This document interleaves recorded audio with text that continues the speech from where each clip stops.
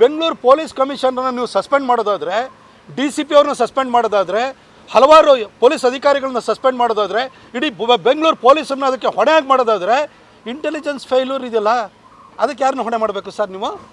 Pahalgam attack ಆದಲ್ಲೂ ಕೂಡ intelligence failure ಅಂತಿದ್ರಿ. ಇವತ್ತು intelligence failure ಅನ್ನೋದನ್ನು ನನ್ನ ನೀವು ಪತ್ರಿಕಾಗೋಷ್ಠಿ ಒಳಗಡೆ ನೀವು ಒಪ್ಕೊಂಡಿದ್ದೀರಿ. ಇಂಟೆಲಿಜೆನ್ಸ್ ಹೆಡ್ಡನ್ನು ಯಾಕೆ ಸರ್ ಬಿಟ್ಟಿದ್ದೀರಿ? ನಿಮ್ಮ ಕಾಂಗ್ರೆಸ್ MLA ಗಂಡ ಅಂತ ಬಿಟ್ಟಿದ್ದೀರಿ ನೀವು. ಅಲ್ಲಿ ಪ್ರೊಟೆಕ್ಟ್ ಮಾಡ್ಕೊಳ್ತೀರಿ ನೀವು. ಏನು ಸರ್ ಸಿದ್ದರಾಮಯ್ಯನವರೇ, 11 ಜನ ತೀರ್ಕೊಂಡ್ರೂ ಕೂಡ ಆ ತೀರ್ಕೊಂಡಿದ್ದಿನ ಸಂಜೆನೇ ನೀವು ಮಾಧ್ಯಮಗಳನ್ನು ಉದ್ದೇಶಿಸಿ ಇಂಥ ಘಟನೆಗಳು ಎಲ್ಲ ಕಡೆ ನಡೀತವೆ, ಇದೇನು ಹೊಸ್ತಲ್ಲ, ಕುಂಭಮೇಳದಲ್ಲಿ ನಡೆದಿತ್ತು, ಈ ಥರ ನಿರ್ಭಾವಕವಾಗಿ ಮಾತಾಡ್ತಿದ್ರಿ ನೀವು. ಸೆನ್ಸಿಟಿವಿಟಿನೇ ಇಲ್ಲ ನೀವು.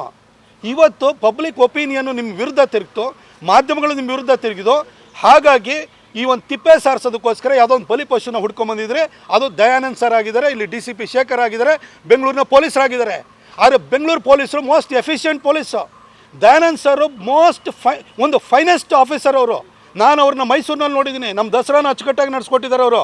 ಅವರು ಇಂಟೆಲಿಜೆನ್ಸ್ ಹೆಡ್ ಆಗಿದ್ದಾಗಲೂ ಕೂಡ ಕರ್ನಾಟಕದಲ್ಲಿ ಅಷ್ಟು ಅಚ್ಚುಕಟ್ಟಾಗಿ ಅವರು ಕಾರ್ಯನಿರ್ವಹಿಸಿದ್ದಾರೆ. ಅವರು ಮಂಗಳೂರಿನಲ್ಲಿ SP ಆಗಿದ್ದಾಗಲೂ ಇರ್ಬೋದು, ಎಲ್ಲ ಕಡೆ ಹೋದ ಕಡೆ ಎಲ್ಲರೂ ಕೂಡ ದಯಾನಂದ್ ಸರ್ ಒಳ್ಳೆ ಹೆಸರು ತೊಗೊಂಬಂದಿದ್ದಾರೆ. ಒಬ್ಬ ಒಳ್ಳೆ ಅಧಿಕಾರಿಗೆ ಇಷ್ಟು ವರ್ಷದ ಅವರ ಕರಿಯರಿಗೆ, 35-40 ವರ್ಷದ ಕರಿಯರಿಗೆ ಇವತ್ತೊಂದು ಒಂದು ಕಪ್ಪು ಚುಕ್ಕಿನ ನೀವು ಅಂಟಿಸಿದ್ರಲ್ಲ ಸರ್.